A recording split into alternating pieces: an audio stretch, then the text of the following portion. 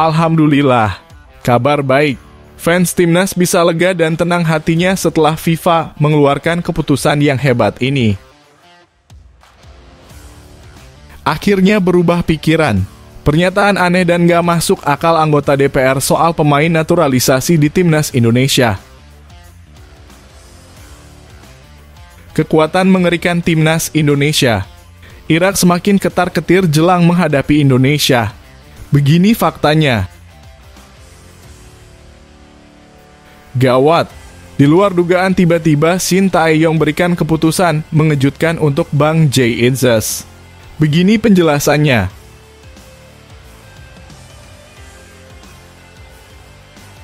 Akhirnya berubah pikiran.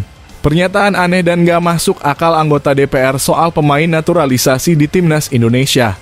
Pernyataan konyol dan nggak masuk akal dilontarkan anggota Komisi 10. Bisa-bisanya ngomong seperti ini. Bikin fans timnas terheran-heran dan negara lain juga ikutan ngakak dengarnya. Begini penjelasannya. Anggota Komisi X DPR fraksi PDIP Putra Nababan meminta agar komposisi pemain timnas Indonesia 60% berisikan pemain lokal, bukan pemain keturunan atau naturalisasi. Hal tersebut disampaikannya saat rapat kerja dengan Menteri Pemuda dan Olahraga Menpora Dito Aryo Tejo dan Sekjen PSSI Yunus Nusi. Putra Nababan turut mengingatkan jangan karena mengincar kemenangan maka mengesampingkan pemain lokal. Saya harus mencatat bahwa di era sekarang ini adalah rekrutmen naturalisasi yang paling banyak. Ini sudah ada 11 pemain dari 2022. Ini banyak sekali pemainnya, bahkan kalau kita lihat timnas, kita kalau lagi bertanding lebih banyak pemain naturalisasinya ketimbang pemain nasional, ujarnya seperti dilansir dari CNN Indonesia. Saya meminta kalau bisa 60% pemain nasional yang main. Jangan melulu di lapangan pemain naturalisasi. Jangan sampai dibalik atas nama kemenangan dan sebagainya itu jadi dibalik, tambah Putra. Pernyataan Putra Nababan mendapat respons dari warganet, mayoritas mengkritik. Sampai-sampai dia menutup kolom komentar Instagram karena diserbu netizen berikut rangkuman kritik warganet di X. Mantap Pak Putra Nababan. Setuju saya. Tapi izin Pak, faktanya bukan 60%, tapi di lapangan itu udah 100% pemain nasional semua. WNI semua loh itu yang main. Ujar et al. Putra Nababan ini gak ngerti, dia cari panggung, tanpa turun apa yang terjadi di pemain Liga Guyonan Indonesia, ungkap et 9. Dibilangin Bang Taufik Hidayat kan emang Komisi X buahnya aktikus yang ngehambat bahkan anggaran yang keluar buat pembinaan atlet sedikit event merk pensiun ada jaminan. Duitnya pada dimakan sendiri. Kupagi sedih gerger BPK Putra Nababan yang masuk circle Bung Tewel, kata et 2N. Kalau Anda tahu bola sih Pak harusnya liganya dulu yang disoroti, baru soroti timnasnya. Atau emang timnas lagi rame terus Anda ikutan pansos, sindir et 3. Et Putra Nababan kalau paham sepak bola, coba nonton Liga 1 dan 2, tonton aja semusim kemarin full gimana kualitas pemain lokal kebanyakan, baru deh ngebacot. Mau kualitas lokalnya bagus. Belajar dari Jepang ngebangun pondasinya. Kalau ke Eropa itu udah ada contoh pemain diaspora di timnas, ujar Etra. Nah itu tadi guys pernyataan gak masuk akalnya. Bagaimana menurut kalian, apakah kalian setuju dengan pernyataan anggota DPR tersebut? Kalau admin sih jelas gak setuju ya. Semoga saja orang itu mau merubah pikirannya. Ya harusnya 90% timnas diisi oleh pemain naturalisasi lah. Karena kita sudah tahu bagaimana kemampuan antara pemain lokal pride dan naturalisasi. Semoga saja PSSI tidak mendengar saran dari DPR konyol tersebut. Dan PSSI tetap menjadikan timnas kalau bisa skuadnya full naturalisasi. Gawat.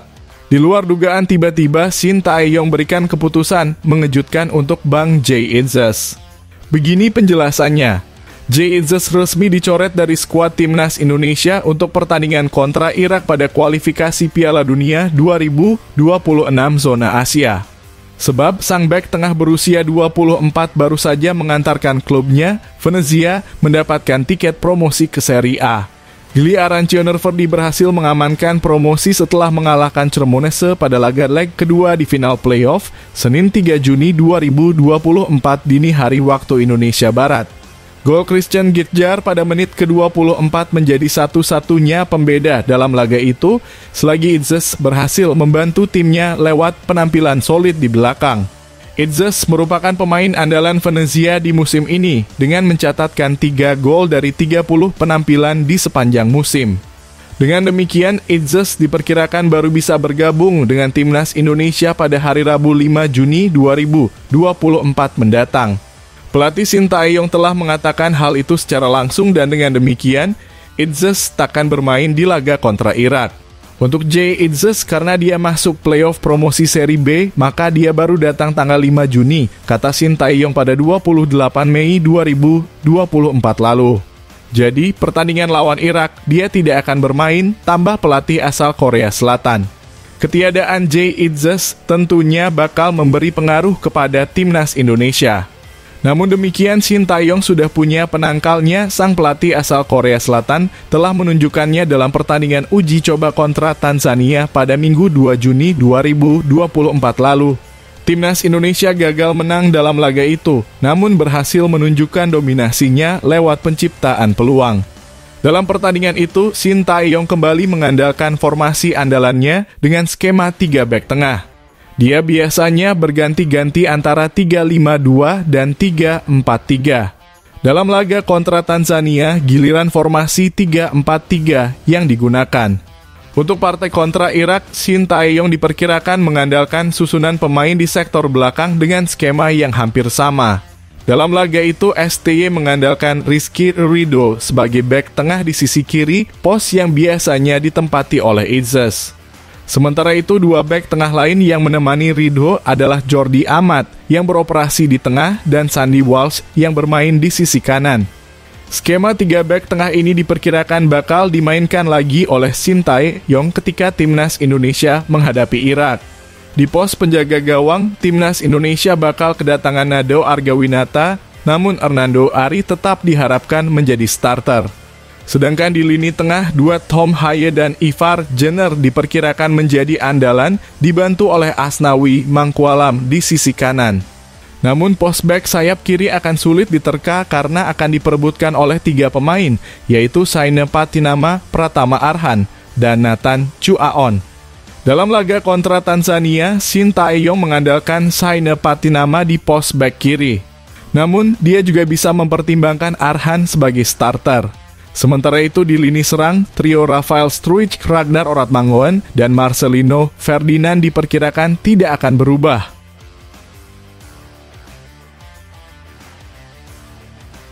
Alhamdulillah, kabar baik. Fans timnas bisa lega dan tenang hatinya setelah FIFA mengeluarkan keputusan yang hebat ini.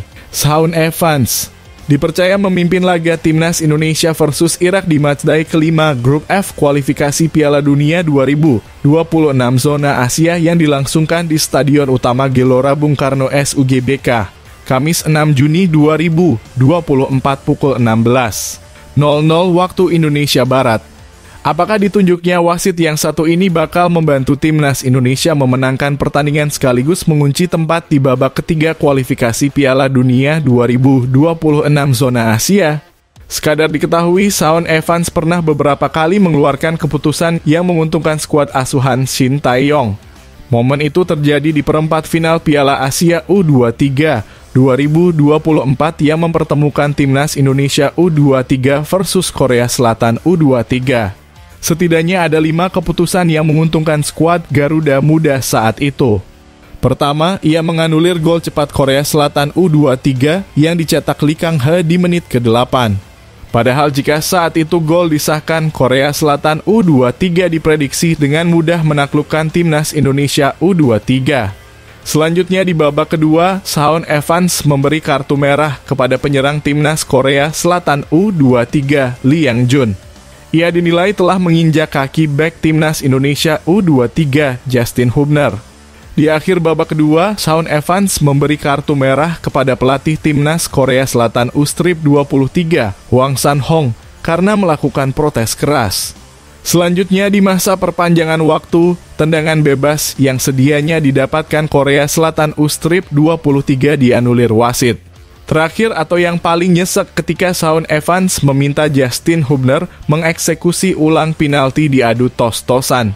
Padahal di kesempatan pertama, sepakan penalti Justin Hubner ditepis kiper Bak Jong-bum. Setelah Bak Jong-bum melakukan penyelamatan, para pemain Korea Selatan U-Strip 23 melakukan selebrasi tanda kemenangan. Akan tetapi wasit berkomunikasi dengan sang asisten dan keputusannya penalti Justin Hubner harus diulang. Penyebabnya karena kaki kiper Bak Jong-bum melewati garis gawang saat menepis sepakan Justin Hubner.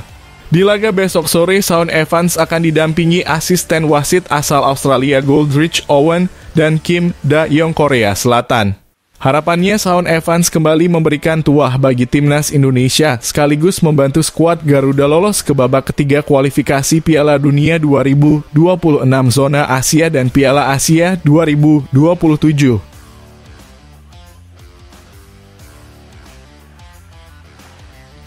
Kekuatan mengerikan timnas Indonesia. Irak semakin ketar-ketir jelang menghadapi Indonesia.